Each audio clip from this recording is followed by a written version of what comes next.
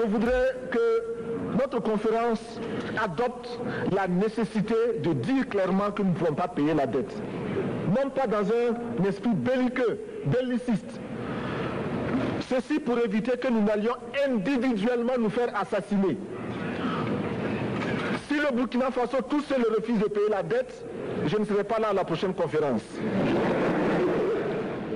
Ce jour-là, Thomas Sankara prononce son dernier grand discours, à la tonalité révolutionnaire. Il demande aux chefs d'États africains de ne pas rembourser la dette ni à la France ni aux bailleurs de fonds et de faire front commun sous peine de mourir. Vision prémonitoire, 2 mois et demi après, Thomas Sankara est assassiné à l'issue d'une révolution inédite en Afrique. Thomas Sankara naît en 1949 à Yako, en Haute-Volta, qu'il rebaptisera, une fois au pouvoir, le Burkina Faso. Il est le fils de Marguerite et Sambo Joseph Sankara.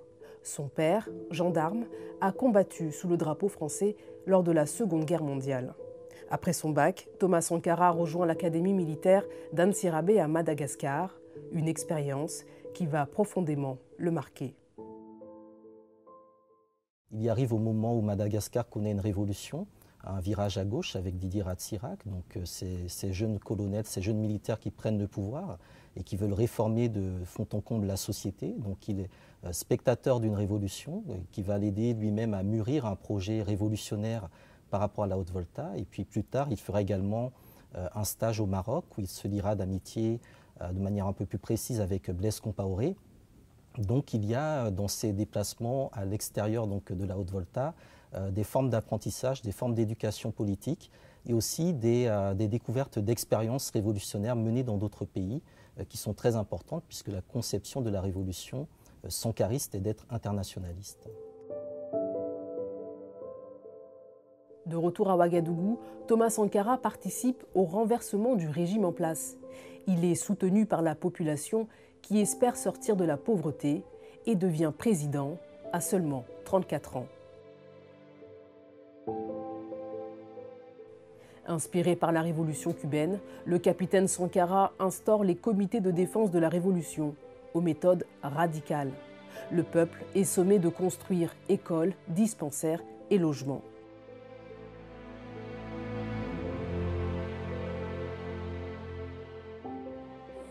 Nous ne pouvons pas nous développer si le peuple lui-même ne prend pas son destin en main. C'est le peuple qui doit construire le pays. Ce n'est personne d'autre. C'est 20 villas aujourd'hui. Demain, ça sera 20 écoles. Ça sera 20 dispensaires. Ça sera 20 maternités. Et chaque année, c'est ça. Autre chantier majeur, la santé. Grâce à une campagne de vaccination massive, le taux de mortalité infantile chute spectaculairement. Thomas Sankara, communicant hors pair, sait se mettre en scène pour encourager ses concitoyens à donner leur sang. Il ne faut pas tout enlever. Hein. Non, président. Non, on va enlever ce qu'il faut. Mais la pierre angulaire de sa révolution, c'est le patriotisme économique. À l'époque, le budget national burkinabé dépend à 40% de l'aide française. Thomas Sankara prône l'autosuffisance pour briser la dépendance vis-à-vis de la France et des bailleurs de fonds. Mesure emblématique, le port obligatoire pour les fonctionnaires du Faso d'Anfani, le tissu traditionnel, afin de relancer la filière coton. Produisons ce dont nous avons besoin et consommons ce que nous produisons au lieu d'importer. Le Burkina Faso est venu vous exposer ici la cotonnade produite au Burkina Faso, tissée au Burkina Faso, cousue au Burkina Faso pour habiller les Burkinabés. Ma délégation et moi-même, nous sommes habillés par nos tisserands, nos paysans. Il n'y a pas un seul fil qui vienne de l'Europe ou de l'Amérique. Mais ce virage économique radical s'accompagne d'une cure d'austérité sans précédent. Derrière ce patriotisme économique, il y a cette idée d'austérité. Donc on va imposer au peuple une austérité que l'on juge bénéfique. On va lutter contre la corruption, contre la mauvaise gouvernance, et ce bien avant les injonctions du FMI. On va le faire de manière concrète et sérieuse, en expliquant qu'il vaut mieux que tout le monde ait de l'eau que quelques-uns aient du champagne. Donc on va utiliser également des métaphores qui ont sens pour la population. Et tout cela, en fait, va permettre au Burkina Faso eh bien, en l'espace de 3-4 ans, d'avoir une nette amélioration de ces indicateurs économiques.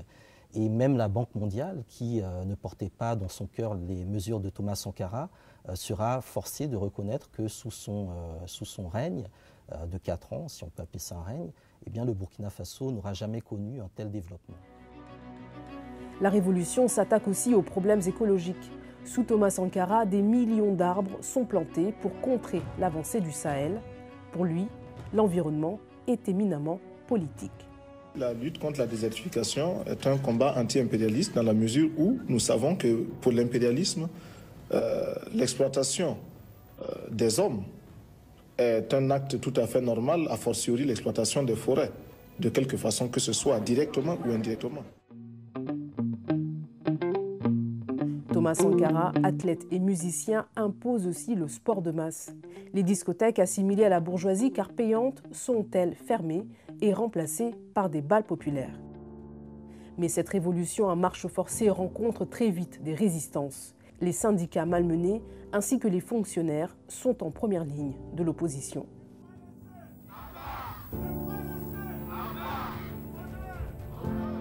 Donc ce sera vraiment une rupture avec les vieux schémas clientélistes de l'époque qui va se heurter à des oppositions, aussi bien des syndicats à partir d'un certain temps que de la petite bourgeoisie et de l'élite qui très rapidement va quitter le pays, notamment les fonctionnaires qui voulaient être mieux payés, les intellectuels également qui vont partir dans les pays voisins pour avoir un niveau de vie un peu plus important. Parfois ça a été effectivement un peu brutal, on peut penser donc aux enseignants qui réclamaient de meilleurs salaires et de meilleures conditions de travail et qui ont été licenciés de manière très sèche.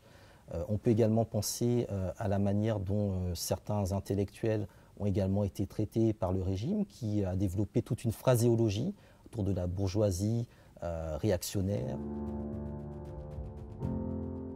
Marié et père de 2 enfants, Thomas Sankara voudra aussi bouleverser les rapports entre hommes et femmes. Il fait interdire l'excision et porte un discours féministe. Camarades, les mauvais maris, les paresseux. Les femmes voltaïques nous posent un grand problème parce que leur libération n'est pas facile. Elles sont aujourd'hui dominées par des hommes eux-mêmes dominés. Donc elles sont doublement dominées. Il a également promu les femmes à des postes de responsabilité, notamment au niveau du budget. Il y a des mesures qui parfois paraissent anecdotiques sur la journée des hommes au marché, donc le jour où les hommes doivent eux-mêmes aller faire le marché pour voir qu'est-ce que c'est. Le 8 mars. Effectivement. Il a également soutenu un certain nombre de femmes qui ont combattu dans le monde entier. Il a également eu, je pense, par rapport à son épouse, donc Mariam Sankara, un comportement qui montre toute l'attention qu'il portait justement à cette unité du couple en termes de fondation, de fondement politique et social. Donc je pense que ce n'est pas une erreur de dire qu'effectivement il a été bien en avant de ce qu'on peut entendre aujourd'hui concernant le féminisme ou l'afroféminisme en termes de promotion des droits et de la lutte des femmes et de leur émancipation par elles-mêmes. Un franc-parler qui détonne aussi sur le terrain diplomatique. En novembre 1986, alors qu'il reçoit François Mitterrand, Thomas Sankara improvise une déclaration au ton tranchant. Sous l'œil des caméras françaises, il reproche à l'ex-puissance coloniale d'avoir accueilli sur son sol le président sud-africain Peter Botha, qui refuse de mettre fin au régime raciste de l'apartheid.